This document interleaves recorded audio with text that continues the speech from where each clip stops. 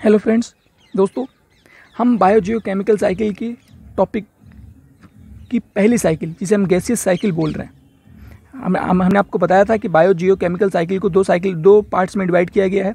एक gaseous cycle और दूसरा सेडिमेंट्री साइकिल। तो गैसियस साइकिल में हमने दो साइकिल को डिटेल से पढ़ने की बात की थी, नाइट्रोजन साइकिल और कार्बन साइकिल। तो आज का पहला टॉपिक है हमारा नाइट्रोजन साइकिल। अब हम इसे डिटेल पढ़ेंगे। पहले ही आपको इसके बारे में, नाइट्रोजन साइकिल चक्र बताने के बारे में आपको कुछ इंपॉर्टेंट पॉइंट बता दे रहा हूं दोस्तों, जो आपको पता होना चाहिए। नाइट्रोजन साइकिल यह एक प्रकार की गैसीय साइकिल है। यह एक प्रकार की गैसीय साइकिल है। कैसी साइकिल है दोस्तों? गैसीयस साइकिल है। अगली इंपॉर्टेंट पॉइंट क्या है दोस्तों? हमारे एटमॉस्फेयर में नाइट्रोजन का परसेंटेज कितना है दोस्तों? हमारे एटमॉस्फेयर में नाइट्रोजन 78% अवेलेबल है। दूसरी इंपॉर्टेंट पॉइंट हो गई। और इंपॉर्टेंट पॉइंट क्या होगी? हर जीवधारियों के लिए, जितने भी लिविंग ऑर्गेनिज्म हैं, हमारे एटमॉस्फेयर में जितने भी लिविंग ऑर्गेनिज्म हैं, सभी के लिए यूजफुल प्रोडक्ट है, ये यूजफुल मिनरल्स है। क्या? नाइट्रोजन। हमारे जीवधारी मतलब पूरे बायोस्फीयर में जितने भी लिविंग ऑर्गेनिज्म हैं, सभी के लिए नाइट्रोजन की बहुत ही ज़्यादा आवश्यकता होती है। सभी को नाइट्रोजन की आवश्यकता पड़ती है दोस्तों। और सबसे इंपॉर्टेंट चीज़ दोस्तों, जो हमारे प्लांट होते हैं, वो नाइट्रोजन को डायरेक्ट एक्सेप्ट नहीं करते दोस्तों। डायरेक्ट एक्सेप्ट नहीं करते, कहने का मतलब है वो नाइट्रोजन को इनडायरेक्टली एक्सेप्ट करते हैं। कहने का मतलब अभी आपको इस लाइन में नहीं समझ में आएगा दोस्तों, मैं आप डिटेल से समझाता हूँ। जो हमारे प्लांट होते हैं, ये जो दोस्तों हमारे प्लांट होते हैं, और हमारे एटमॉस्फेयर में जो नाइट्रोजन है, अगर नाइट्रोजन डायरेक्ट प्लांट के पास जाएगा तो प्लांट कभी भी नाइट्रोजन को एक्सेप्ट नहीं करेगा, मना कर देगा अपने अंदर लेने के लिए। प्लांट मना कर देगा नाइट्रोजन को ग्रहण करने के लिए। और प्लांट उसे बोलता है कि आप मेरे किसी भी ज़मीन के ऊपरी भाग से मेरे अंदर नहीं आ सकते। आपको अगर मेरे अंदर आना है तो आपको मेरी जड़ों के माध्यम से आना होगा, और वो भी नाइट्रोजन के रूप में नहीं, आपको नाइट्रेट के रूप में मेरे पास आना होगा, तभी मैं आपको एक्सेप्ट करूँगा, अदरवाइज मैं आपको कभी एक्सेप्ट नहीं करूँगा। ये बोलना चाह रहा हूँ मैं दोस्तों। जो नाइट्रोजन है, नाइट्रोजन को पौधे एक्सेप्ट नहीं करते। नाइट्रोजन को नाइट्रेट के रूप में, नाइट्रोजन को किस रूप में दोस्तों? नाइट्रोजन को एक्सेप्ट करते हैं कौन? प्लांट। किस फॉर्म में? नाइट्रेट के रूप में एक्सेप्ट करते हैं प्लांट। नाइट्रोजन को प्लांट नाइट्रेट के रूप में एक्सेप्ट करते हैं दोस्तों। ये बात आपको बहुत ही इंपॉर्टेंट लाइन है, एग्जाम में पूछी भी जाती है कि प्लांट नाइट्रोजन को किस रूप में ग्रहण करते हैं। तो आपको पता होना चाहिए, नाइट्रेट के रूप में प्लांट ग्रहण करते हैं नाइट्रोजन को। ठीक है दोस्तों। अब आपको ये जानना चाहिए कि इस नाइट्रोजन की इंपॉर्टेंस क्या है, नाइट्रोजन क्यों जरूरी है एनिमल्स और प्लांट के लिए।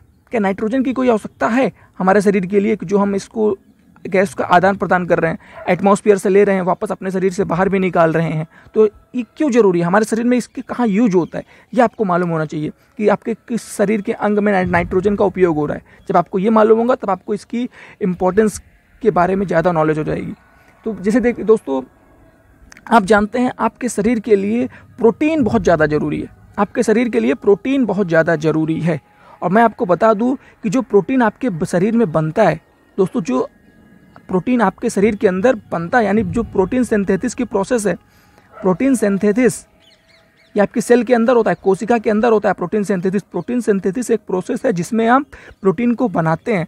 तो इस प्रोटीन सिंथेसिस के प्रोसेस में बहुत ही बड़े अमाउंट में, लार्ज क्वांटिटी में नाइट्रोजन की रिक्वायरमेंट होती है। नाइट्रोजन की क्या होती है दोस्तों? रिक्वायरमेंट होती है। नाइट्रोजन की आवश्यकता होती है प्रोटीन बनाने के लिए। प्रोटीन सिंथेसिस में नाइट्रोजन की आवश्यकता होती है किसको? प्रोटीन बनाने में। और फिर यही प्रोटीन हमारे सेल को एक्टिव करती है, हमारी बॉडी मसल्स को डेवलप करती है दोस्तों। पहला यूज़ तो ये हो गया कि प्रोटीन का निर्माण करती है। क्या कर नाइट्रोजन का पहला काम प्रोटीन का निर्माण करती है। और साथ ही साथ ये न्यूक्लिक एसिड जिसको आप बोलते हैं केंद्रक अम्ल, न्यूक्लिक अम्ल जिस भी आप बोलते हैं, केंद्रक अम्ल या न्यूक्लिक अम्ल, कुछ भी आप बोल दीजिए, तो इसका भी निर्माण करती है। इसी का निर्माण कैसे होता है? नाइट्रोजन के द्वारा होता है। न्यूक्लिक एसिड, प्रोटीन, इन दोनों का निर्माण नाइट्रोजन के द्वारा ही होता है। और साथ ही साथ आपको बता दूं कि जैसे ये तो एनिमल के अंदर हो गया, अब प्लांट की बात कर लें तो प्लांट की जो फर्टिलिटी पावर है, प्लांट की फर्टिलिटी पावर को बढ़ा देता है।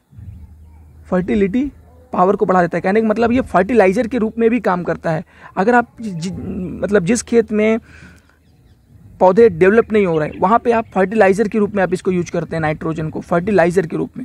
आप नाइट्रोजन के जो प्रोडक्ट मार्केट में अवेलेबल हैं, अगर उसे आप अपने खेत में डालेंगे तो आपके प्लांट अच्छे से ग्रो करेंगे, अच्छे से आपको ग्रेन्स प्रोवाइड कराएंगे, अच्छे से दाना आपको देंगे। यानी फर्टिलाइजर के रूप में भी प्लांट को हम यूज करते हैं, मतलब नाइट्रोजन को यूज करते हैं प्लांट के लिए।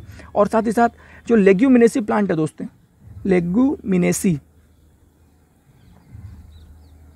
जो लेग्यूमिनेसी प्लांट होते हैं दोस्तों, लेग्यूमिनेसी प्लांट का मतलब दलहनी पौधे, जो दाल वाले पौधे जितने होते हैं उन्हीं को हम लेग्यूमिनेसी प्लांट कहते हैं। उनकी रूट में जो नाइट्रोजन है वो नाइट्रेट के रूप में स्टोर होता जाता है। यानी लेग्यूमिनेसी जो प्लांट होते हैं वो नाइट्रोजन को नाइट्रेट के रूप में किस फॉर्म में दोस्तों? नाइट्रेट के रूप में अपनी जड़ों में एकत्रित करते रहते हैं, स्टोर करते रहते हैं, और फिर उनकी जड़ों से प्लांट के अदर भाग में पहुंच जाता है, क्योंकि जड़ी का काम होता है पानी और मिनरल्स को पहुंचाना। प्लांट का सबसे बड़ा सोर्स होता है दोस्तों, जैसे हम जानते हैं कि कोई भी पोषक तत्व हो, पानी तो जरूरी ही है हमारे लिए, प्लांट के लिए, दोनों के लिए जरूरी है, लेकिन साथ ही साथ पोषक तत्व भी जरूरी है। इसीलिए इसको मिनरल साइकिल भी बोलते हैं, न्यूट्रिएंट साइकिल भी बोलते हैं, कि पानी के साथ साथ पोषक तत्व भी हमारे प्लांट के बॉडी के अंदर जा रहा है। तो प्लांट के बॉडी के अंदर कहाँ से जाता है? रूट से, और हमारे बॉडी के अंदर जाता है दोस्तों माउथ के अंदर से। ठीक है, अब आपको दोस्तों ये पता होना चाहिए इसके सोर्स क्या क्या है। सोर्स नाइट्रोजन की ऐसी कौन कौन सी चीज़ें हैं जो नाइट्रोजन को बहुत ही बड़ी मात्रा में एटमॉस्फेयर में देती हैं या हमें प्राप्त होता है नाइट्रोजन। ऐसे स्रोत क्या है नाइट्रोजन का? नाइट्रोजन हमें कहाँ से मिल रहा है, ये मैं बताना चाह रहा हूँ। तो नाइट्रोजन का सबसे बड़ा सोर्स है दोस्तों एटमॉस्फेरिक नाइट्रोजन। नाइट्रोजन का सबसे बड़ा सोर्स क्या है दोस्तों? वायुमंडलीय नाइट्रोजन ही नाइट्रोजन का सबसे बड़ा सोर्स है। और साथ ही साथ ऑर्गेनिक एंड इनऑर्गेनिक मैटर भी, ऑर्गेनिक कार्बनिक पदार्थ और इनऑर्गेनिक मैटर, कार्बनिक और अकार्बनिक पदार्थ भी नाइट्रोजन का सोर्स है। जैसे कार्बनिक पदार्थ जैसे हमारी प्रोटीन हो गया, कार्बोहाइड्रेट होगा, ये भी नाइट्रोजन का सोर्स है दोस्तों। ठीक है, और इनऑर्गेनिक मैटर जैसे कुछ पदार्थ हो गए जो सड़े गले हैं, तो उनको भी तोड़ मरोड़ के नाइट्रोजन उनसे निकाला जा सकता है, वो भी एक तरह से नाइट्रोजन का सोर्स ही है। तो दोस्तों और हम जानते हैं इसके बारे में। अब दोस्तों हम बात करेंगे कि नाइट्रोजन को हम किस तरह उपयोग करते हैं और किस तरह उसको हम रिलीज कर देते हैं, छोड़ देते हैं। जैसे दोस्तों आप जानते हैं कि जो एटमॉस्फेरिक नाइट्रोजन होता है, एटमॉस्फेरिक जो नाइट्रोजन होता है वो हम लेग्यूमिनेसी के प्लांट के द्वारा उनकी जड़ों में जाता है, और जो शेष नाइट्रोजन बच जाता है दोस्तों वो कहाँ चला जाता है? एटमॉस्फेयर में चला जाता है। तो इसी प्रक्रिया को एसिमिलेशन, स्वांगीकरण कहते हैं, कि खाया और बाहर निकाल दिया। बस इसी प्रोसेस को हम एसिमिलेशन कहते हैं। तो पहली हेडिंग क्या हो गई? एसिमिलेशन। ये काफ़ी इंपॉर्टेंट चीज़ है। अगर आपके एग्जाम में 5 नंबर में आएगा तो सिर्फ आप साइकिल बना के छोड़ दें और आप सोचें कि आपको 5 नंबर मिल जाए, तो वो गलत आप सोच रहे हैं दोस्तों। इस तरह इससे आपको 5 नंबर कभी नहीं मिलेगा। 1 नंबर दे देगा, वो बहुत ही दे दिया, 1 नंबर 2 नंबर। कुछ आपको थ्योरीज भी लिखनी पड़ेंगी, दिखानी पड़ेगी उसको 5 नंबर में। तो यूज एंड रिलीजिंग, पहले हम एसिमिलेशन हेडिंग बना लेते हैं दोस्तों। एसिमिलेशन, इसी को हिंदी में हम बोलते हैं स्वांगीकरण। पहले आपको स्वांगीकरण का मतलब मालूम होना चाहिए दोस्तों। एसिमिलेशन क्या होता है? एसिमिलेशन का मतलब होता है हम कुछ खाए और उसको बाहर निकाले, वो चाहे हमारे डेथ के बाद निकले चाहे मल मूत्र से निकले, वो अलग चीज़ है दोस्तों। लेकिन एसिमिलेशन का मतलब होता है हमने खाया और निकाला। ठीक है दोस्तों, सिंपल सा मतलब समझाने के लिए। तो जैसे हम प्लांट में बात करें, यूज की, प्लांट में हम यूज की बात करते हैं, एसिमिलेशन के अंदर यूज की हेडिंग।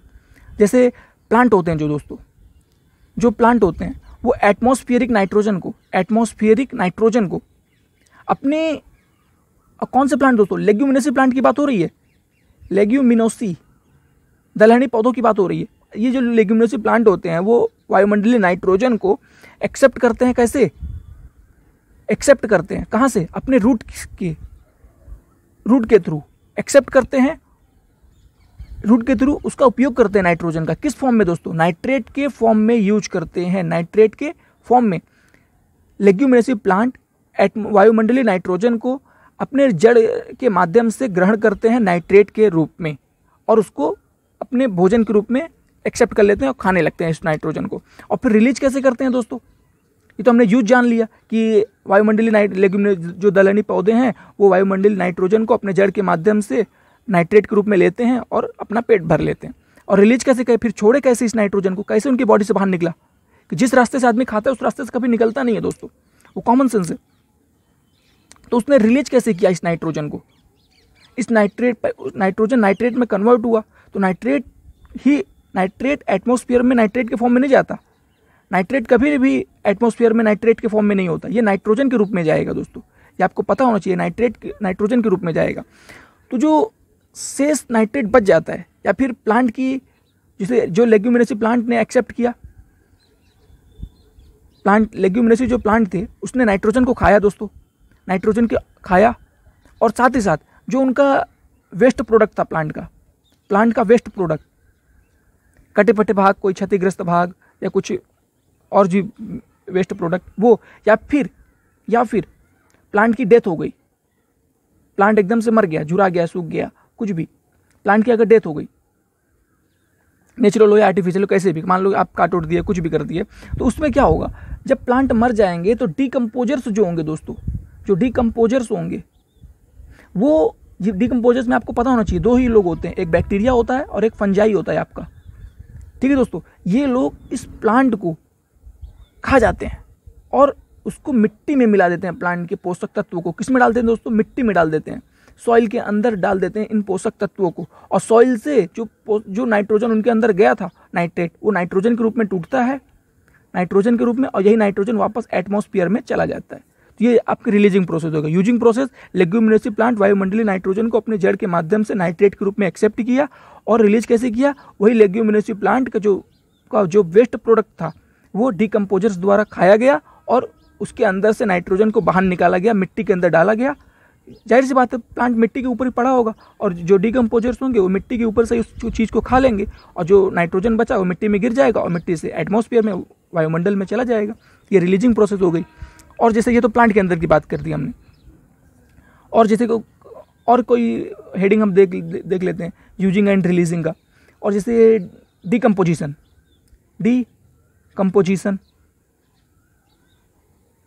अपघटनकर्ता, अपघटनीकरण, डीकम्पोजिशन को हम बोलते हैं हिंदी में अपघटनीकरण। डीकम्पोजिशन एकदम डीकम्पोजर्स की तरह ही होता है। जैसे पौधे कोई चीज़ खाए, पौधे जैसे मान लो इंसान ही कोई हो गया, हम यहाँ प्लांट एनिमल की बात करते हैं, मान लीजिए कोई इंसान,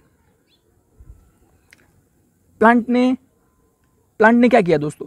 नाइट्रोजन को नाइट्रेट के फॉर्म में एक्सेप्ट किया, प्लांट ने नाइट्रोजन को नाइट्रेट के रूप में एक्सेप्ट किया, वो जाहिर सी बात है। और इसे किसने एक्सेप्ट किया? प्लांट ने ईट किया, नाइट्रोजन को नाइट्रेट के रूप में प्लांट ने ईट किया, खा लिया। अब नाइट्रेट कहाँ चला गया? प्लांट के अंदर। इसे प्लांट को कौन खाया दोस्तों? एनिमल खा लिया। कौन खाया? एनिमल ने अपने उपयोग कर लिया। तो ये यूजिंग प्रोसेस हो गई।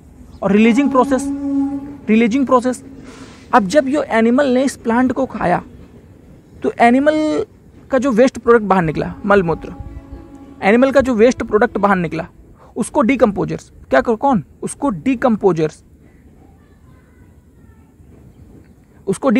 डिकम्पोज कर देते हैं। क्या कर देते हैं? डीकम्पोज मतलब खा डालते हैं, डिकम्पोज कर दिया, उसको खा डालते हैं एकदम से, अपघटित कर देता है ताकि सॉइल के ऊपर कोई गंदगी ना रह जाए। और जब उस प्रोडक्ट को वो डिकम्पोज करेंगे तो उसके अंदर से नाइट्रेट नाइट्रोजन के रूप में बाहर निकलता है और कहाँ चला जाता है?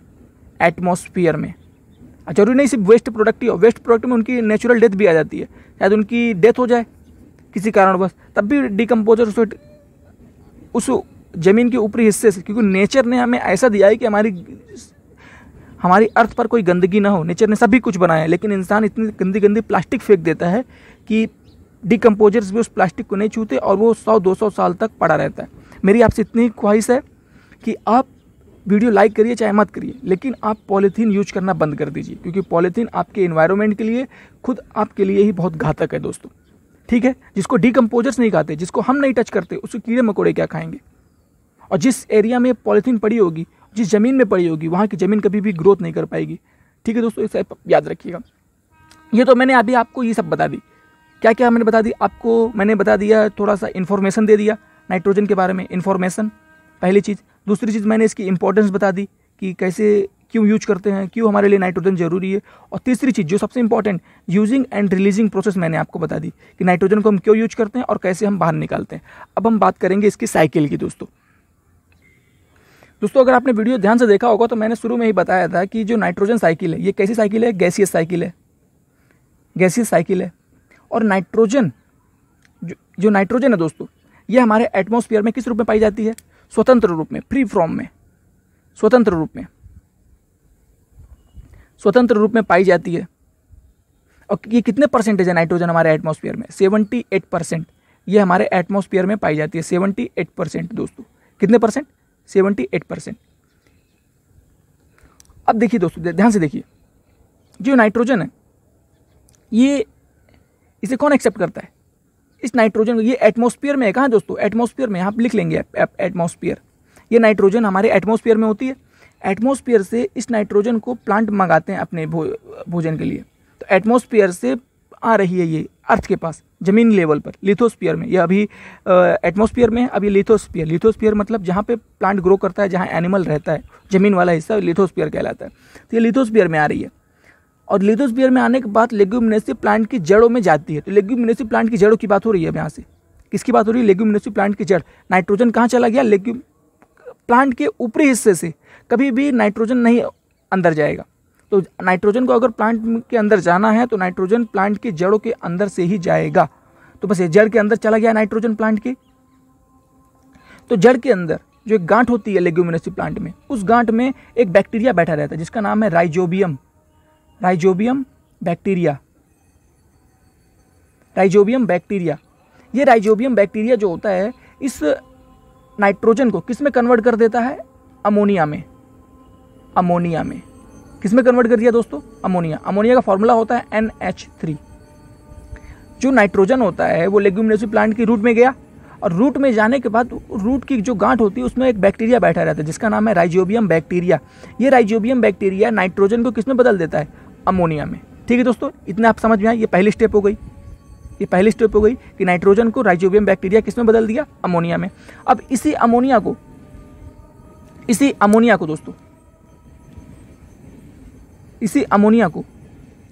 नाइट्रीफाइंग बैक्टीरिया, उसी रूट की जो गांठ है उसी के अंदर सारी प्रोसेस हो रही है दोस्तों। नाइट्रीफाइंग बैक्टीरिया, जैसे क्या नाम है नाइट्रीफाइंग बैक्टीरिया का, नाइट्रोसोमोनास। बहुत सारे बैक्टीरिया हैं दोस्तों, जरूरी नहीं सिर्फ नाइट्रोसोमोनास ही हो, बहुत सारे बैक्टीरिया हैं जो ये सब काम करते हैं। तो नाइट्रोसोमोनास अमोनिया को बदल देता है नाइट्राइट में। अभी नाइट्रेट में नहीं बदला दोस्तों, नाइट्राइट का फॉर्मूला होता है NO3, वो नाइट्राइट में बदल दिया। पहले क्या हुआ, एटमॉस्फेरिक नाइट्रोजन को राइजोबियम बैक्टीरिया अमोनिया में बदला। इस अमोनिया को नाइट्रीफाइंग बैक्टीरिया, यानी कौन, नाइट्रीफाइंग बैक्टीरिया। कोई आपको नाम पूछ सकता है कि ऐसा कौन सा बैक्टीरिया जिसको हम नाइट्रीफाइंग बोल सकते हैं, तो नाइट्रोसोमोनास किस में बदल दिया, नाइट्राइट में। अब इसी नाइट्राइट को देख लीजिए दोस्तों, एक चक्र चल रहा है। इसी नाइट्राइट को फिर से एक बैक्टीरिया वही आया, नाइट्रीफाइंग बैक्टीरिया।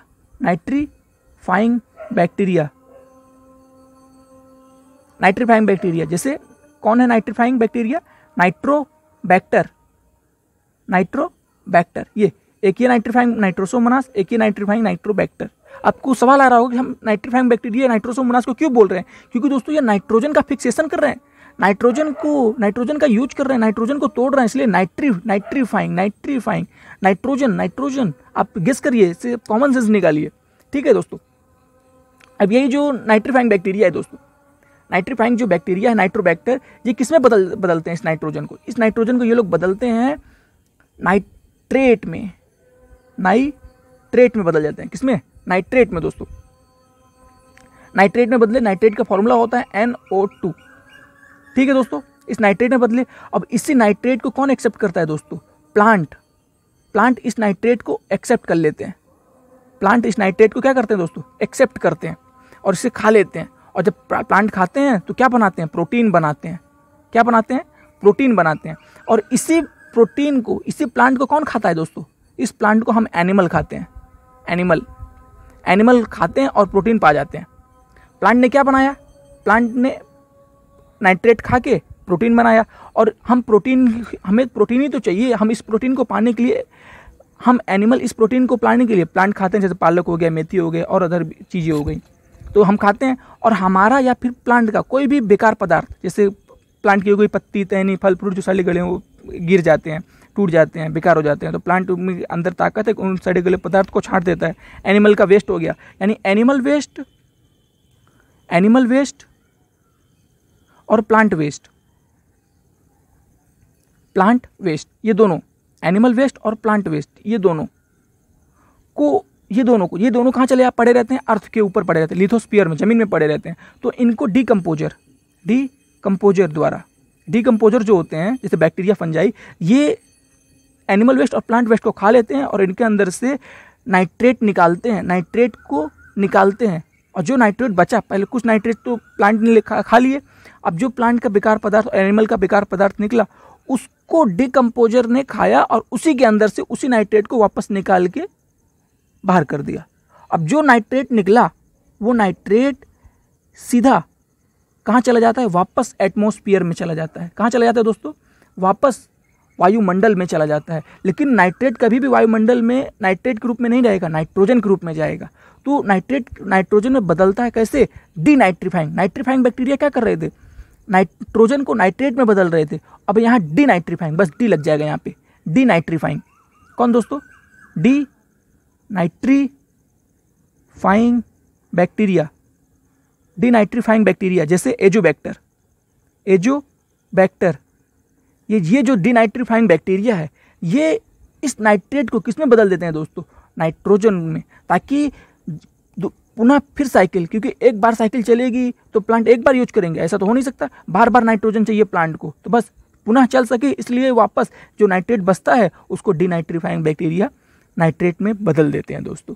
और साथ ही साथ मैं आपको एक चीज़ और बता दूं कि नाइट्रोजन जो होता है दोस्तों, नाइट्रोजन डायरेक्ट भी कभी कभी 100% में से 2-3% चांस बन जाते हैं, नाइट्रोजन डायरेक्ट बदल जाता है किसमें, नाइट्रेट में। वो कैसे होता है, वो होता है लाइटिंग स्टिक के कारण।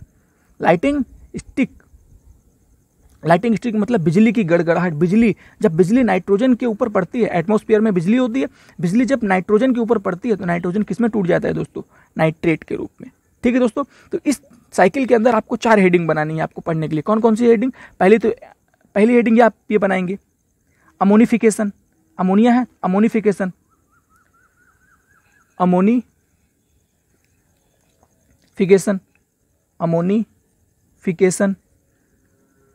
ये अमोनिफिकेशन में आप क्या लिखेंगे, नाइट्रोजन को राइजोबियम बैक्टीरिया के प्रेजेंस में हमने अमोनिया में कन्वर्ट किया।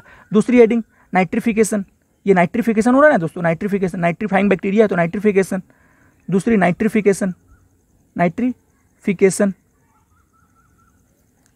तीसरी हेडिंग डीनाइट्रिफिकेशन,